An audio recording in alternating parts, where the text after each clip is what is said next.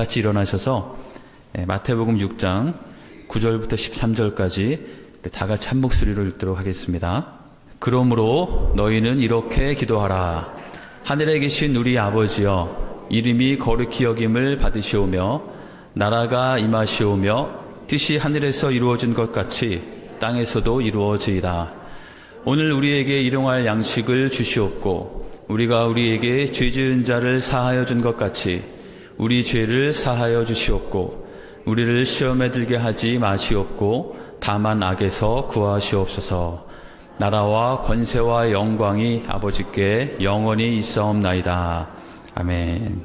8주 동안 계속해서 이 같은 본문을 가지고 말씀을 묵상하고 있습니다.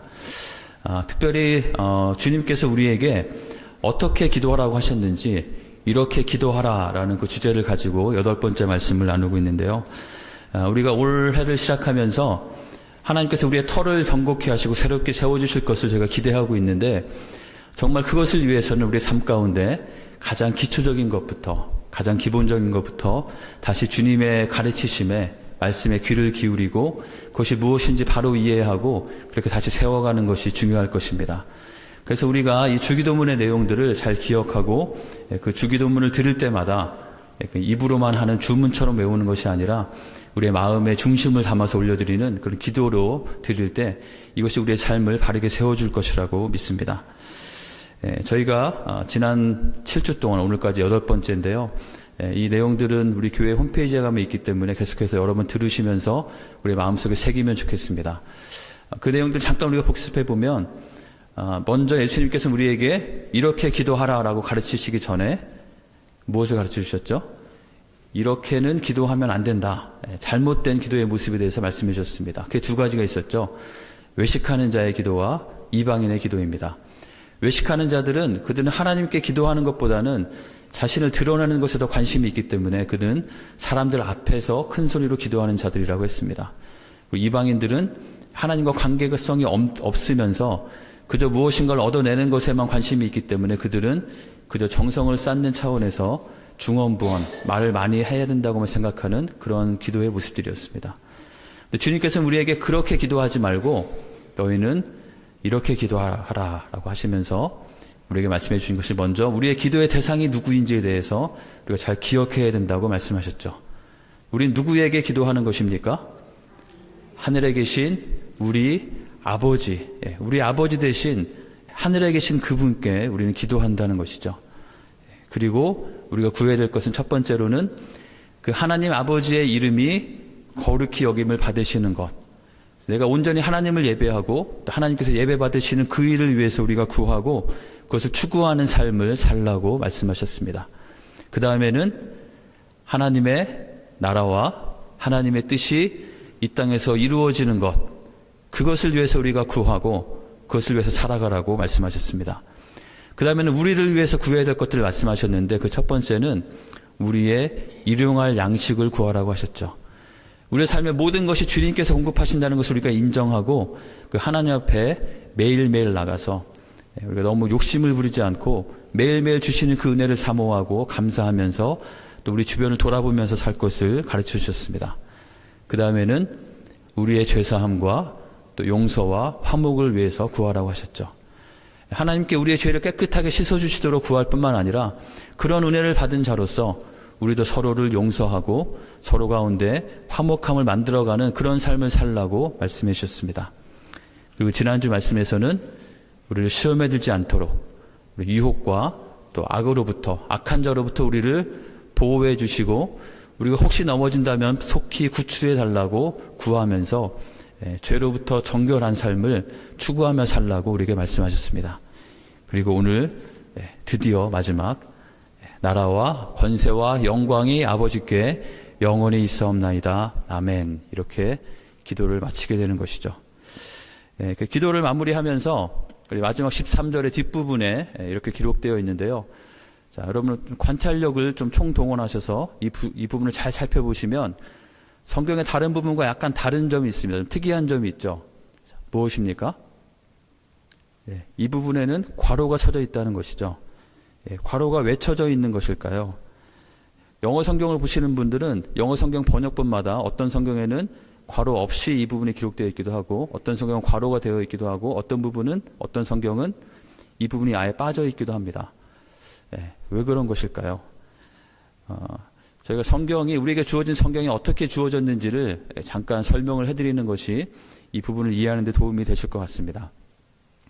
여러분, 성경에는 오류가 있습니까? 없습니까? 네, 없다고 하시는 분도 있고, 또 다른 의견도 있는 것 같고, 제가 일부 때 여쭤보니까 고개를 이렇게 끄덕끄덕 하다 옆으로 흔들면서 약간 대각선으로 이렇게 흔들시더라고요. 성경에는 오류가 없습니다. 근데 그 성경에 오류가 없다는 것은 성경 원문에 사실 적용되는 것이죠. 우리가 가지고 있는 성경은 성경 원문이 그대로 온 것이 아니고 성경 원문을 옮겨 적은 사본들에 의해서 우리가 다시 거꾸로 만든 그 성경을 우리가 가지고 있는 것입니다. 왜냐하면 성경이 처음 주어졌을 때 지금처럼 이렇게 스마트폰이 있어가지고 사진을 찍어 놓거나 아니면 스캔을 해놓거나 아니면 지금처럼 좋은 복사기가 있어서 복사를 쫙 해놨으면 전혀 문제가 없을 텐데, 그런 인쇄술이 발달된 것은 1400년대에 시작되었기 때문에 그 훨씬 이전에 주어진 이 성경 말씀은 그 당시에 그 필사자들에 의해서, 구약 성경은 주로 서기관들이 그 일을 했죠. 그들이 성경 말씀을 한자 한자 정성껏 옮겨 적고, 또 신약에 있는 말씀들은 주로 교회 교부들이나 또 수도승들에 의해서 말씀이 손으로 일일이 옮겨 적어지면서 우리에게 보존되었습니다. 근데 원본은 그 종이 자체도 사가지고 다 사라져버렸고, 우리에게 남아있는 것은 사본들인 것이죠. 그래서 그 사본들을 비교해서 원래 원문이 어떻게 되어 있는지를 거꾸로 찾아가는 그런 방식으로 우리가 있는 말씀이 우리에게 주어져 있습니다. 자, 그러면 혹시 그런 또 고민을 하실 수 있죠. 그러면 과연 이 성경을 우리가 믿을 수 있는 것일까? 자, 어떻게 생각하십니까? 사실 성경뿐만 아니라 인쇄술이 발달하기 이전의 모든 고대의 문서들은 다 같은 방식으로 기록되었고 또 보존되었고, 원본이 대부분 없기 때문에 지금도 같은 방식으로 그 원래의 내용이 무엇인지를 우리가 거꾸로 만들어가는 방식을 사용하게 됩니다. 그래서 보통은 약 한 400개 정도의 사본이 있으면 그걸 통해서 원본을 만들면 그거는 굉장히 정확도가 높고 모두가 신뢰할 수 있다고 이렇게 여겨지게 됩니다. 근데 놀라운 것은 이 구약은 필사본이 약 1000개가 넘게 남아 있고요. 신약은 3200개 또는 5000개 정도가 남아 있다고 합니다. 각각의 그런 모습들은 여러분 혹시 그 워싱턴 DC에 있는 바이블 뮤지엄에 가시면 그 내용들이 있고 어떻게 이 과정들이 이루어지는지 그걸 잘 공부하실 수가 있습니다. 그래서 이런 사본들을 가지고 원본이 무엇인지를 찾아내게 되는데, 이제 문제는 이 사본들 간에 정확하게 일치하지 않는 부분이 있을 수 있다는 것이죠. 여러분들 성경 필사해 보신 분 있으시죠? 성경 필사할 때 꼭 필요한 것이 볼펜뿐만 아니라 수정액이 꼭 필요합니다. 왜냐하면 꼭 잘못 쓰는 경우가 있기 때문이죠. 분명히 왼쪽 거 보고 썼는데 잘못 쓰기도 하고, 어떤 단어를 빠뜨리기도 하고, 어떤 때는 쓴 줄을 또 쓰기도 하고, 한 줄을 통째로 빼먹기도 하고, 이런 기본적인 실수들이 우리에게 있을 수 있습니다. 그러한 어떤 기본적인 실수 때문에 성경 사본마다 약간 다른 단어들이 있을 수 있다는 것이죠. 또한 실제로는 사본을 옮겨 적다가 보면 이거는 원래 이런 뜻이 아닌데 잘못된 것 같다라고 생각하면서 옮겨 적는 분이 본인의 생각에 따라서 조금씩 수정하는 경우들도 있을 수 있습니다. 그런 경우에도 약간 달라지게 될 가능성이 있겠죠. 그리고 또한 더 큰 문제는 계속 사본을 만들 때 항상 원본으로부터 쓴 것이 아니고 원본을 옮겨 적은 사본을 또 옮겨 적고 하면서 거기서 조금씩 약간 차이가 서로 생길 수 있다는 것이죠. 그런데 성경은 이 사본들 간의 일치율이 99.5%입니다. 정말 놀라운 일치율을 보내고 있는 것이죠. 고대에 여러 유명한 그 글들 중에서 굉장히 일치율이 높다고 여겨지는 호모의 일리아드라는 그 글이 약 95% 정도의 사본들 간의 일치율을 보이는데, 성경은 그보다 훨씬 더 높은 일치율을 보입니다. 그 이유는 무엇이냐면 이 하나님의 말씀을 옮겨 적는 분들이 정말 정성을 다해서 옮겨 적었기 때문이죠. 우리가 막 급하게 빨리빨리 적는 것이 아니고 그분들은 평생 동안에 이 말씀을 하나하나 옮겨 적으면서, 특별히 기록에 의하면 이 여호와 하나님이라는 그 하나님이라는 단어가 나올 때마다 가서 몸을 다시 씻고 붓을 새롭게 닦고 말씀을 하나하나 옮겨 적는 그런 정성껏 말씀을 적었기 때문에 이 말씀이 지금 거의 틀려지지 않고 우리에게 전해져 있는 것이죠. 그런데 99.5%이기 때문에 0.5%는 약간 다른 부분이 있기도 한다는 것이죠. 그래서 그 부분이 우리 성경에는 어떻게 나타나 있냐면 성경 본문에 각주로 표시가 되어 있습니다. 대부분의 경우에는 어떤 사본에 약간 잘못 옮겨진 것이 있으면 다른 것과 비교해보고 또 그 당시에 있었던 또 다른 언어로 번역된 번역본과 비교해보면 어떤 것이 더 원문에 가까운지 다 판단을 할 수가 있는데요. 약간 판단하기 좀 애매한 부분들이 있습니다. 그럴 경우에는 이제 한 가지를 쓰고 밑에 아주 작은 글씨로 어떤 사본에는 이렇게 되어 있습니다. 라고 이렇게 안내가 되어 있죠. 그래서 오늘 본문에 있는 것도 괄호로 쳐여 있는 이유는 어떤 사본에는 이 부분이 있고 어떤 사본에는 없기 때문입니다. 특별히 괄호로 쳐져 있는 이유는 고대 오래된 사본일수록 더 원문에 가깝다고 저희가 인정하게 되는데요. 주로 오래된 사본에는 이 부분이 없지만 나중에 더 최근에 가까운 사본에부터 나타나기 시작하기 때문에 이것을 괄호로 쳐서 어떤 성경에서는 아예 그냥 빼버리기도 하는 그런 내용이기도 한 것입니다. 그래서 이 내용을 우리 헬라어 원문에 보면 이렇게 되어 있는데요. 첫 부분과 끝 부분에 빨간 상자 안에 무엇이 있습니까? 괄호 표시가 있죠. 그래서 이렇게 우리 성경에도 이 괄호 표시로 사용하고 있습니다. 그런데 이 내용이 들어간 이유는 그러니까 이 내용은 아마 예수님께서 직접 가르쳐 주신 내용에 들어가지는 않지만 교회들이 그 기도를 드리면서 필요했기 때문에 함께 사용했던 내용을 같이 기록한 것으로 그렇게 이해하게 됩니다. 이것은 일반적인 유대적인 기도의 형식에 따라서 덧붙여진 부분인 것이죠. 항상 이 유대인들은 하나님께 기도할 때 내가 원하는 것만 막 말하고 구하고 끝나지 않고 반드시 그 하나님이 어떤 분이신지 하나님께 영광을 올려드리는 흔히 말하는 송영으로 기도를 마무리했기 때문입니다. 이러한 기도의 형식이 남아있는 것은 성경의 다른 곳에서 찾아볼 수 있는데요. 디모데후서 4장 18절에도 보시면 이 사도 바울이 주께서 나를 모든 악한 일에서 건져내시고 또 그의 천국에 들어가도록 구원하시리니 라고 하면서 끝부분에 그에게 영광이 세세무궁토록 있을지어다 아멘과 같은 이런 송영을 덧붙인 그런 예들을 발견할 수 있습니다. 기록에 보면은 우리 초대교회 이후에 교회가 계속해서 이어져 교회 역사 가운데 서방 쪽의 교회에서는 이 주기도문을 드릴 때마다 앞에 예수님께서 가르쳐 주신 악에서 우리를 구하옵소서까지가 공적인 기도로 함께 드리고 그 다음에는 개인적인 기도를 드리는 시간을 갖고 나서 이 나라와 권세와 영광이 아버지께 영원히 있사옵나이다 아멘 이 부분을 송영으로 다 같이 다시 고백하는 것으로 이 기도를 드렸다고 합니다. 또 동방교회 쪽에서는 그 앞에 악에서 구하옵소서까지를 회중이 다 함께 기도를 하고 마지막 이 부분은 사제나 목사님이 앞에서 이 부분을 읽는 것으로 그런 식으로 기도를 드렸다고 합니다. 기록에 의하면 처음부터 교회 안에서는 이 기도를 드릴 때마다 예수님께서 가르쳐 주신 그 부분만 고백한 것이 아니고 그 뒤에 이 부분을 붙여서 함께 기도했다는 것이죠. 우리 성경 안에는 예수님께서 하신 말씀만 그대로 다 인용되어 있지 않죠. 예수님께서 하신 말씀들도 있고 그것에 대한 설명들도 있고 또 이 말씀을 기록한 그 기자들에게 성령께서 주신 감동을 가지고 기록된 부분들이 있습니다. 그래서 이 부분이 예수님께서 직접 말씀하신 부분은 아닐지어도 우리에게 동일하게 중요한 의미가 있고 우리는 이 기도를 들을 때마다 이 부분을 같이 고백하면서 중요한 것은 이 안에 어떠한 의미를 담아서 고백하느냐가 중요한 것이죠. 그래서 우리가 이 부분을 기도하는데 아마 많은 분들이 특별히 우리 한국말로 기도하다 보면 이 부분에서 굉장히 좀 이렇게 의문이 나는 부분이 있을 것입니다. 바로 대개죠, 대개. 대개가 과연 무슨 뜻일까요? 지금 우리 성경에는 빠져 있지만 찬송가에 있는 주기도문에 보면 대개 주의 나라와 권세와 영광이 아버지께 영원히 있사옵나이다. 이렇게 대개로 시작하는데요. 이 대개는 한자입니다. 그래서 이 말의 뜻은 풀면 일의 원칙으로 말하건대 이렇게 표현할 수 있다고 합니다.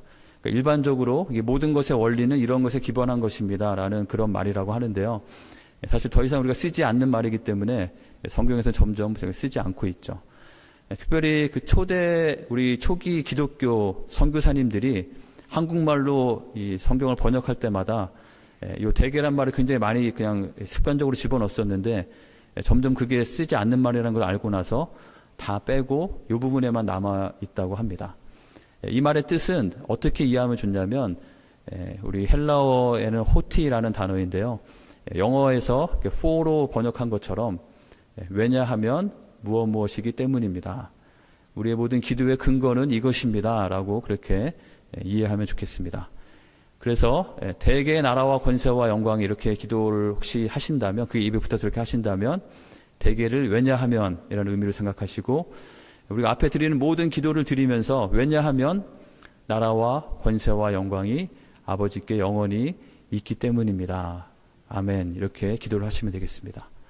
즉 무엇이냐면 마지막에 드리는 이 송영은 우리가 하나님께 드리는 영광의 찬송일 뿐만 아니라 이 가운데는 우리가 기도를 하는 데 있어서 우리가 기억해야 될 기본적인 전제, 기본적인 자세와 우리가 기억해야 될 부분이 그 가운데 담겨 있다는 것이죠.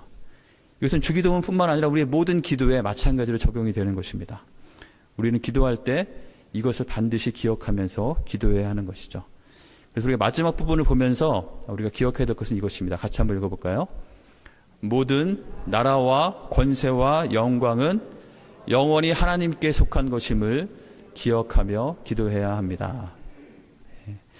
이 모든 나라와 권세와 영광, 모든 나라, 킹덤과 권세, 파워와 영광, 글로리, 그 모든 것이 영원토록 하나님께 속해 있다라는 이 고백을 우리가 드리는 것인데요. 이것은 아마 다니엘서 7장에 나오는 이 표현에서 따온 것이 아닐까, 이렇게 우리가 신학자들이 이야기하고 있습니다. 다니엘서 7장에 보시면 다니엘에게 보여주었던 환상의 이야기가 나옵니다. 특별히 앞으로 있을 여러 나라들에 대해서 이야기하면서 어떤 나라가 일어났다가 또 패망할 것이고 또 어떤 나라가 일어날 것이고 앞으로 있을 많은 나라들에 대해서 이야기하면서 영원토록 있을 나라에 대해서 이렇게 표현한 것이죠. 그에게 권세와 영광과 나라를 주고 모든 백성과 나라들과 다른 언어를 말하는 모든 자들이 그를 섬기게 하였으니 그의 권세는 소멸되지 아니하는 영원한 권세요 그의 나라는 멸망하지 아니할 것이니라.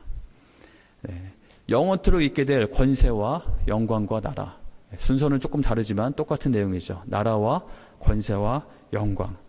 자, 이것은 무슨 말인가요? 나라라는 것은 통치, 누가 왕인가에 대한 것입니다.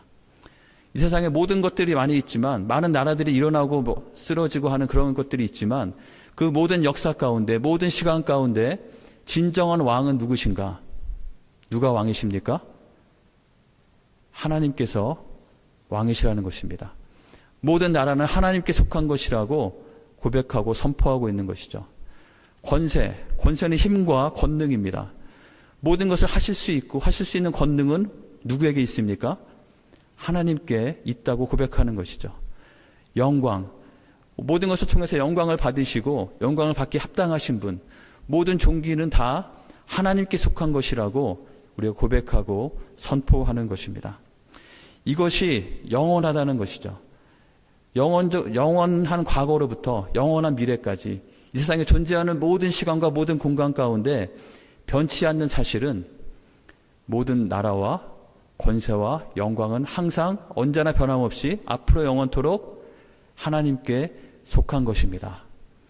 이 사실을 기억하고 우리는 기도해야 한다는 것이죠. 그 하나님께, 우리 아버지신 그 하나님께 이것을 그 하나님께 향한 고백으로 드리면서 기도할 때 우리는 바른 기도를 드릴 수 있다는 것입니다. 근데 여러분은 어떠신지요? 우리가 살아가다 보면 이러한 고백을 잊게 될 때가 많이 종종 있는 것 같습니다. 왜냐하면 우리 눈앞에 보이는 상황들은 때로는 그렇게 보이지 않기 때문이죠. 그래서 시편에 보면 시편 73편의 시편의 기자는 자신의 그런 고민과 갈등을 굉장히 솔직하게 기록한 것을 발견하게 됩니다. 분명히 하나님께서 다 다스리시고 하나님께서 선을 행하시는 것은 알기는 아는데, 근데 좀 이 세상 돌아가는 걸 보니까 좀 아닌 것 같은 생각이 좀 든다라고 솔직히 말하고 있는 것이죠. 그래서 그는 이렇게 말합니다. 나는 거의 넘어질 뻔했고 내 걸음이 미끄러질 뻔했다. 난 정말 시험 들고 하나님께 정말 영광과 권세와 나라가 있는 건지 아닌 거 아닌가 이런 생각에 빠질 뻔했다라고 말하는 것이죠. 왜 그랬냐면 3절에 보시면 악인의 형통함들을 보니까, 오만한 자들을 보니까 오히려 그게 더 좋은 것 같고 오히려 내가 질투가 나는 것 같다. 악한 자들이면 좀 하나님께서 다 벌을 주시고 선한 자들만 다 잘되게 하시면 좋겠는데 항상 그렇지는 않은 것 같고 좀 이상하다라는 그런 말을 하고 있는 것이죠. 그의 고백은 이렇게 이어집니다. 이 악한 자들을 보니까 그들은 죽을 때도 고통이 없고 죽기 전까지 힘이 강건하다가 죽게 되고 다른 사람 다 당하는 고난도 그들에게는 없고 재앙도 없고 그들은 교만하고 막 살이 쪄서 눈이 튀어나올 정도이고 그들의 소득은 원하는 것보다 더 많이 막 쏟아지고 그들은 능욕하고 악하게 말하면서 거만함 가운데 말하고 그래서 마치 그들의 입이 하늘에 있는 것과 같고 그들의 혀가 온 땅을 두루 다니면서 자기 마음대로 하고 싶은 대로 다 하면서 사는 것 같은, 그런데 하나님께서는 그들을 그대로 두시는 것 같은, 과연 하나님은 어디 계신지라는 의문이 생기는 그런 상황에 대해서 말하고 있습니다.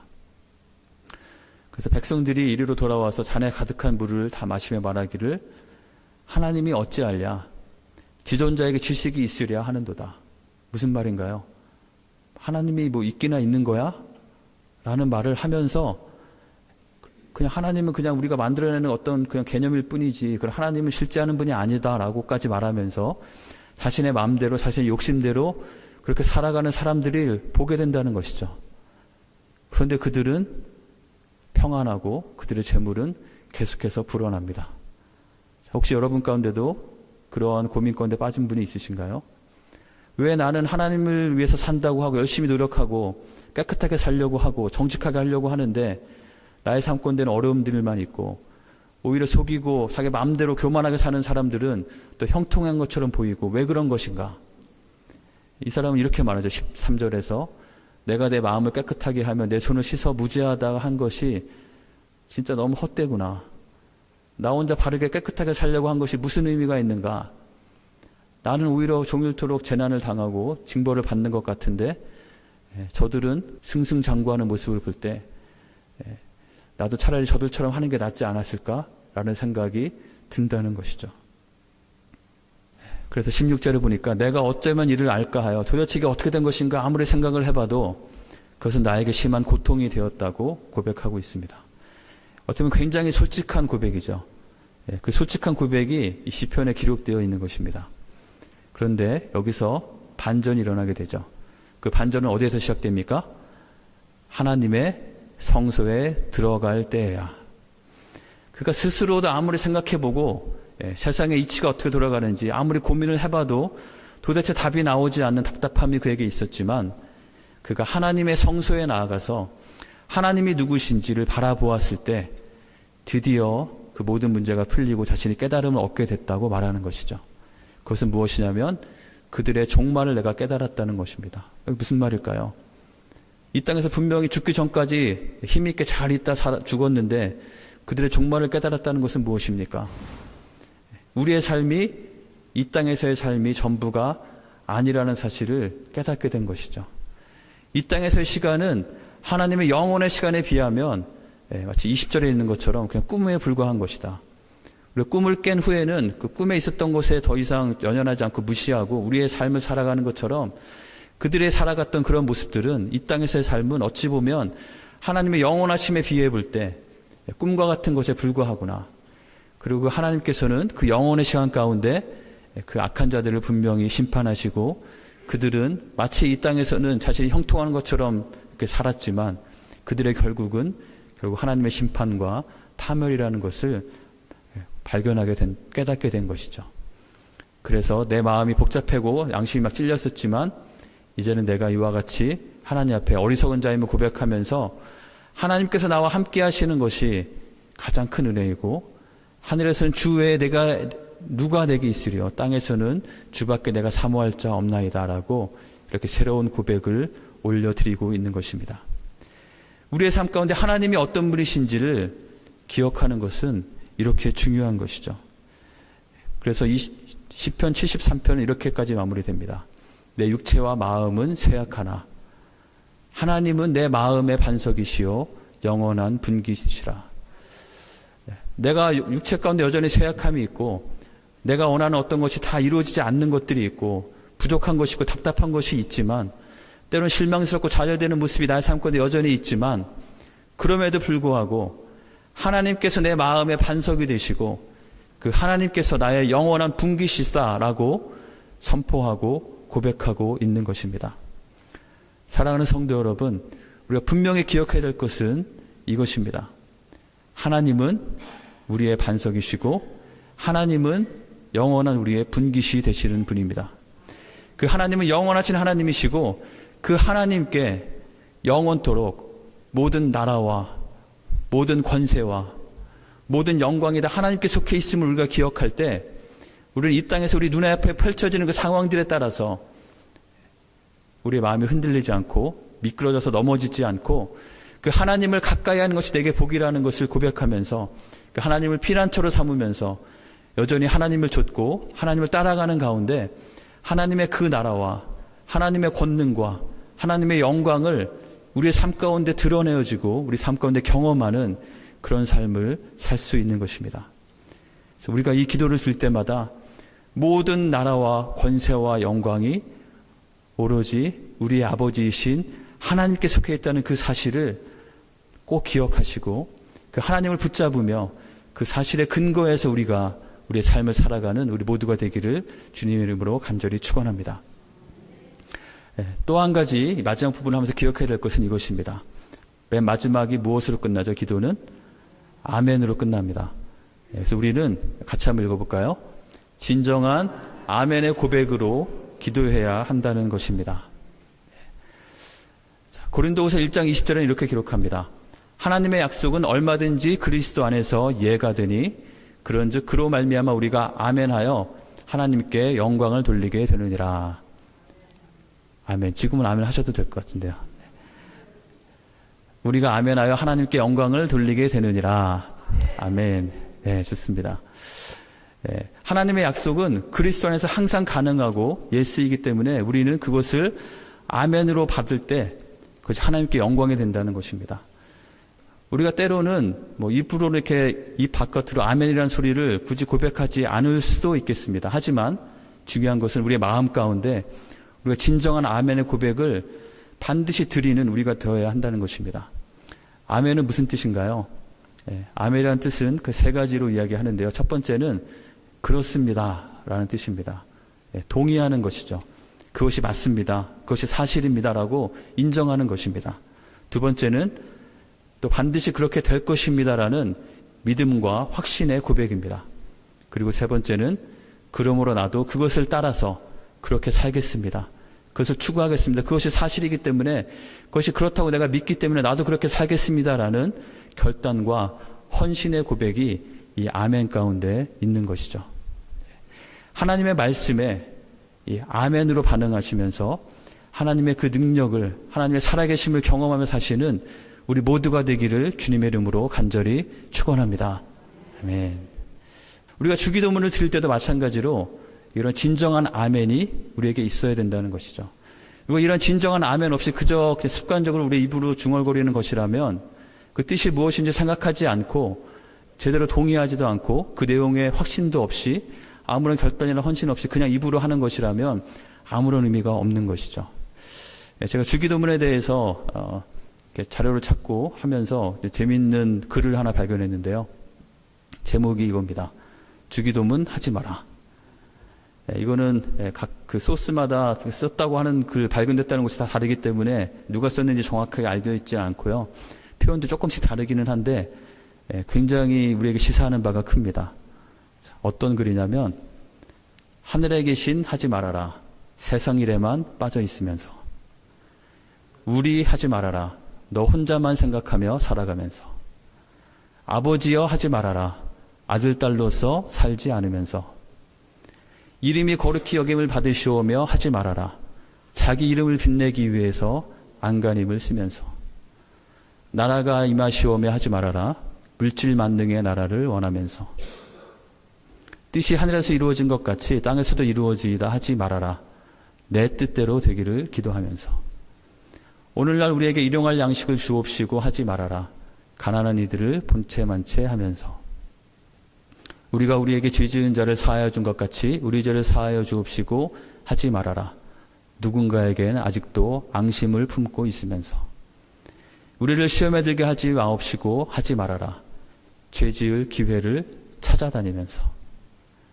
다만 악에서 구하옵소서 하지 말아라. 악을 보고도 아무런 양심의 소리를 듣지 않으면서 아멘 하지 말아라. 주님의 기도를 진정 나의 기도로 바치지 않으면서. 네. 어떻습니까? 우리가 주기도문을 하지 말라는 얘기가 아니겠죠. 우리가 정말 주기도문을 한다면 이 안에 담겨있는 의미가 무엇인지를 우리가 제대로 이해하고 드릴 때 그 기도가 의미가 있는 기도가 될 것이고, 그 기도를 통하는 가운데, 그 기도를 드리는 가운데 우리의 삶이 하나님 앞에 바르게 세워질 것이라는 그런 도전을 주는 그런 글이라고 생각됩니다. 우리가 기도를 드리면서 진정으로 아멘을 하기 위해서 그 내용이 무엇인지를 우리가 잘 살피고 그것에 동의하고 또 확신하고 그렇게 헌신하는 기도를 우리가 드려야 할 것입니다.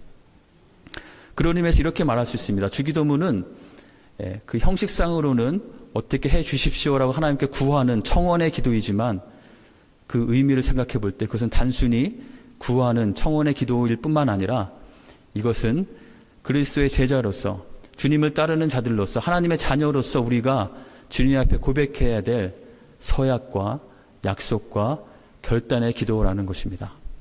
자, 그런 의미로 주기도문을 내용을 조금 더 다시 풀어서 써봤는데요. 제가 청원의 기도의 내용을 읽으면 다 같이 그것에 대한 서약의 기도의 내용을 같이 한번 읽어보도록 하겠습니다. 이름이 거룩히 여김을 받으시오며 주님의 거룩하신 이름을 예배합니다. 주님의 이름이 온전히 예배받으시는 것을 최고의 가치로 여기며 그것을 위해 살겠습니다. 나라가 임하시오며 뜻이 하늘에서 이루어진 것 같이 땅에서도 이루어지이다. 제 삶을 주님의 통치하심에 내어드립니다. 나의 삶을 통해 이 땅 가운데 하나님의 뜻이 세워지도록 하는 것을 위해 살겠습니다. 아멘. 끝날 때마다 아멘으로 같이 화답하면 좋겠습니다. 오늘 우리에게 일용할 양식을 주시옵고 제 삶의 모든 필요를 공급하시는 분이 주님이십니다. 이 세상의 재물의 우상을 의지하거나 따르지 않겠습니다. 아멘. 우리가 우리에게 죄 지은 자를 사하여 준 것 같이 우리 죄를 사하여 주시옵고 나의 죄를 사하신 주님의 은혜를 기억하며 저도 다른 사람을 용서하며 화평케 하는 자로 살겠습니다. 아멘. 우리를 시험에 들게 하지 마시옵고 다만 악에서 구하시옵소서. 유혹이나 죄와 타협하지 않고 싸우며 하나님의 자녀다운 거룩한 삶을 살겠습니다. 이러한 청원 가운데, 주기도문을 드리는 가운데 이러한 간구와 이러한 결단과 헌신이 우리에게 있을 때 우리는 비로소 이 기도를 바르게 드릴 수 있는 것이고 그 기도의 능력이 우리에게 임할 것이라고 믿습니다. 우리 주어진 말씀 기억하면서 우리 마지막으로 기도하기 원하는데요. 우리 마지막 끝부분에 있는 주기도문의 내용처럼 모든 나라와 권세와 영광이 다 하나님께 있다는 것을 기억하는 우리 모두가 되기를 원합니다. 그리고 우리가 진정으로 아멘으로 고백하면서 우리의 기도를 주님께 드리고 아멘으로 고백하면서 하나님의 말씀에 반응할 때 하나님께서 우리의 삶을 통해서 놀라운 하나님 역사를 이루어 주시기를 간구하며 하나님께 우리가 좀 헌신하는 마음으로 우리의 마음을 드리며 우리를 붙잡아 주시고 인도해 주시도록 구할 뿐만 아니라 우리도 그렇게 살기 원한다고 고백하면서 함께 기도하도록 하겠습니다.